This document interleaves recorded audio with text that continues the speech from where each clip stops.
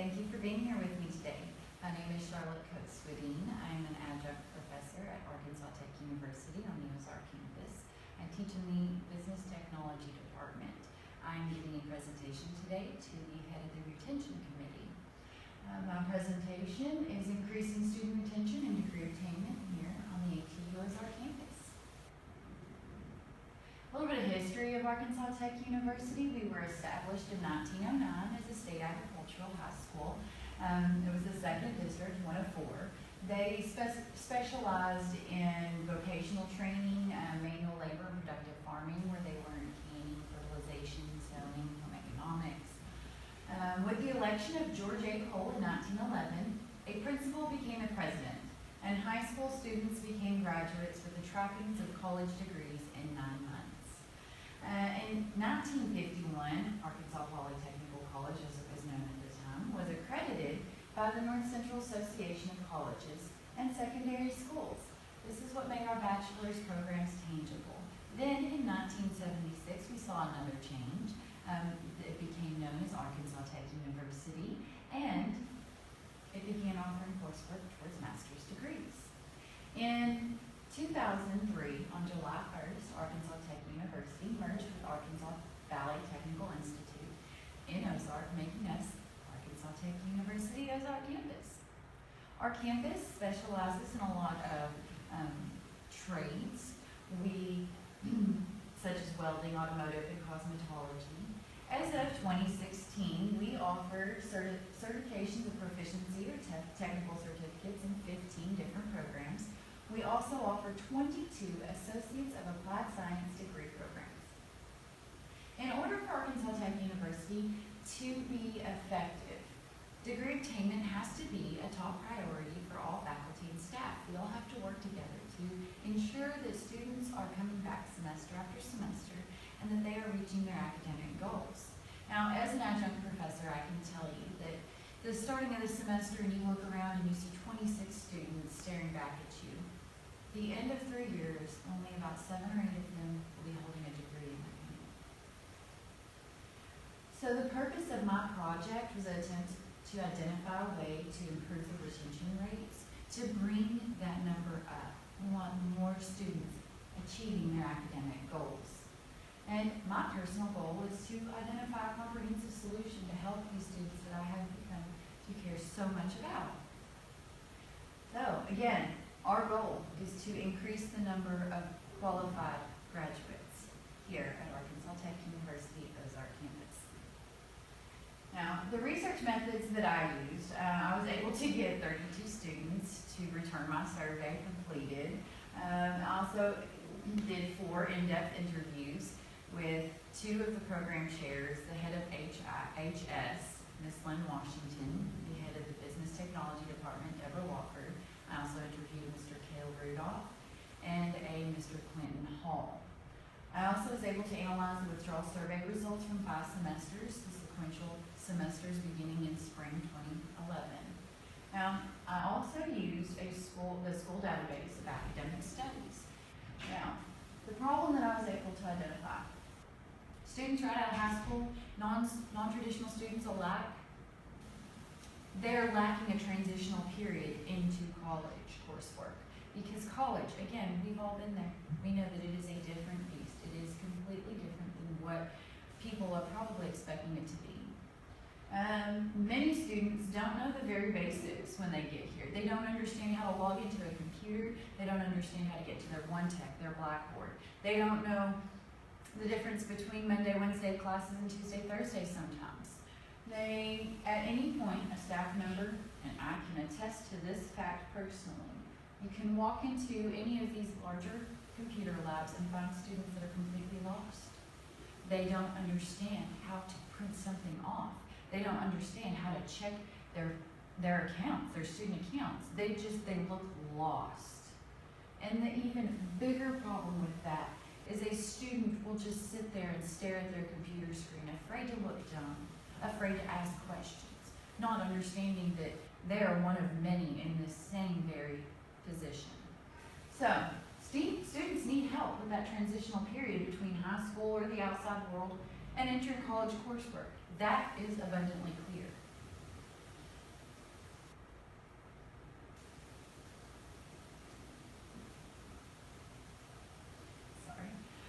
the problem by the numbers. Again, student degree attainment is at 29.9%. That is well above the state average of 17%.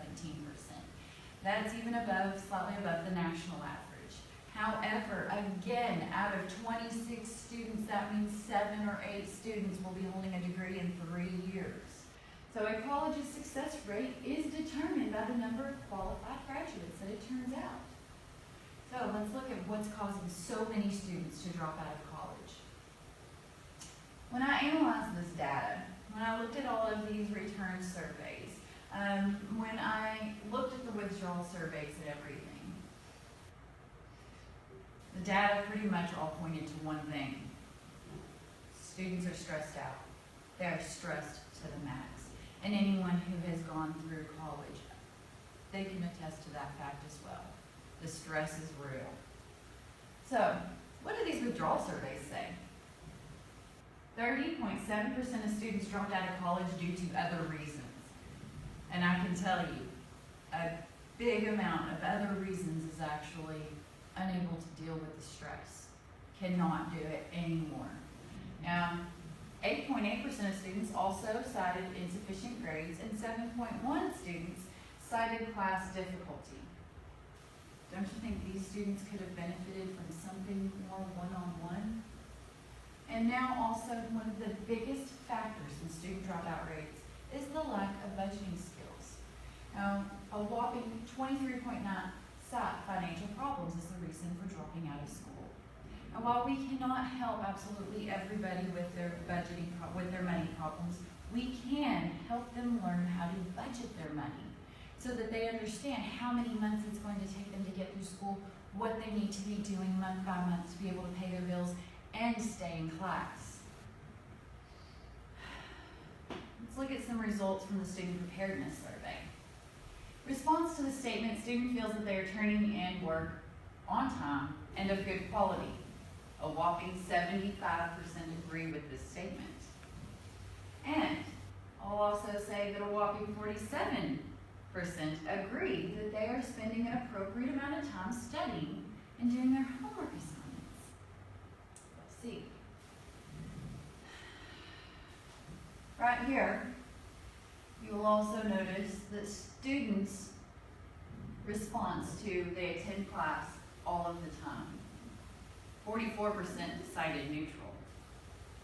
I'm pretty sure some of those were my students that were afraid that I would know who they were and knew that they weren't there very often.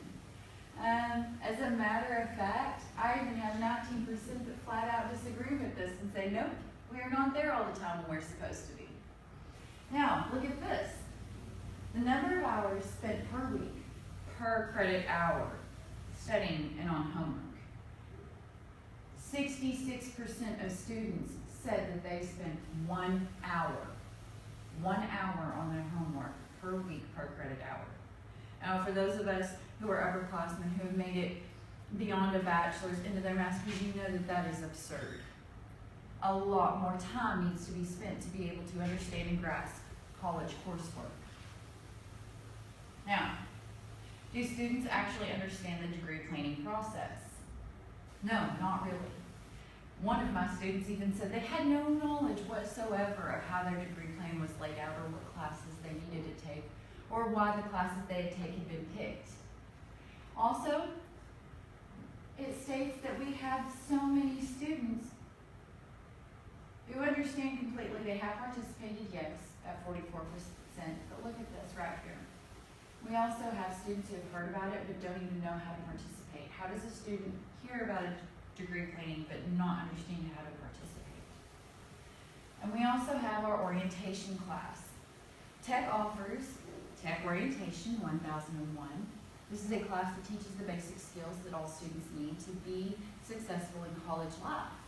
Now, when you look at this, you realize that only one of these students has actually participated in this class. I have 47% who actually knows this exists and wants to participate, but they don't really know how. That's a problem. Students need these skills. Now, students are stressing themselves out by lack of knowledge of how college actually works. A lot of students right out of high school think it should be so much like high school. They spend all day long in classes and an hour or two on homework, and that is plenty. However, we know it's pretty backwards. We only spend an hour or two in class, and we need about 3 to 4 hours worth of study time allotted for each course, each class. So, the response to the statement, college does not create stress for the students. 41% disagree with this statement. 34% strongly disagree. This entire part of the pie chart is saying they are stressed out by college. When I asked if they knew how to handle the stress that college creates, no, they don't. One student stated, yeah, I know how to handle that stress. The rest really don't.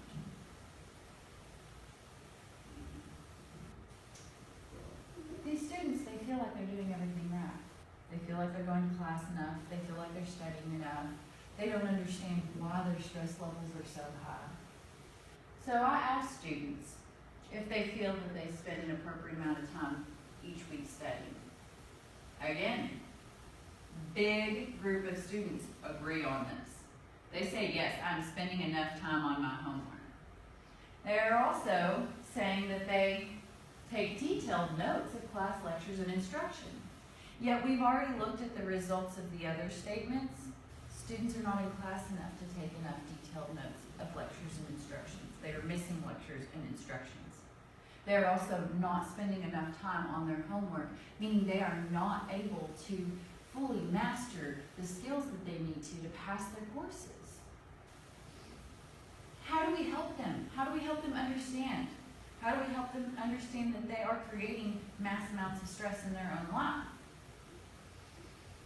I conducted some interviews and I talked to the other instructors about how we help them, what they think the students need, what are the students lacking. Both Lynn Washington and Deborah Wofford agreed that students lack basic budgeting skills to make it through college. That was one of the #1 things that they kept saying. And most of them don't take detailed enough notes, and they don't understand the instruction later on because they didn't take detailed notes. Now, Clayton Hall and Kel Rudolph both brought up an interesting point that helped lead to one of my action plans. So students need more one-on-one counseling in some sort of capacity to help them transition into college life. Every study that I've read in the database brought up this same point. The recommended action plan that I came up with. I want to get student advisors to bring up the benefits of Tech Orientation 1001 to incoming students while they're drawing up their degree plans.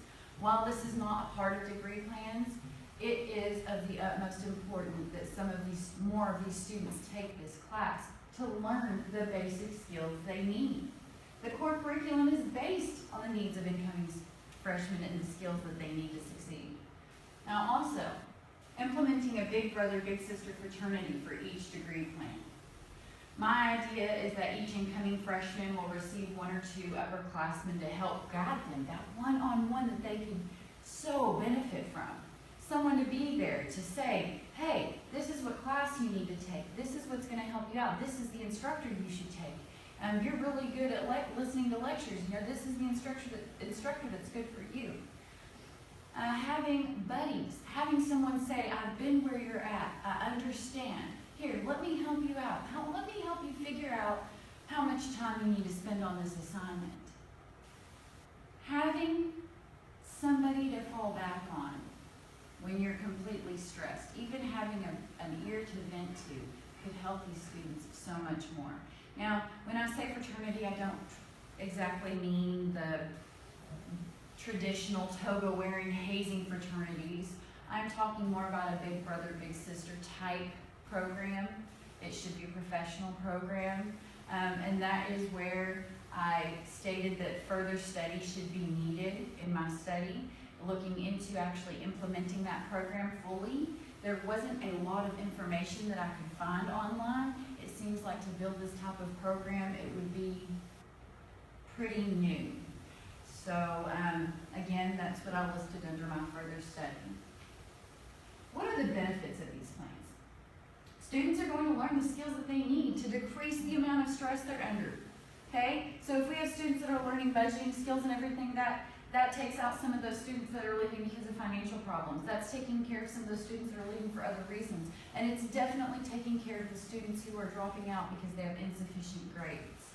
Now, less stress is going to mean more motivation, and we are here to motivate our students. And students will receive the type of one-on-one help that they truly need. And this will ensure that they are holding that degree after 3 years. Thank you for watching my presentation. I hope you have a wonderful day.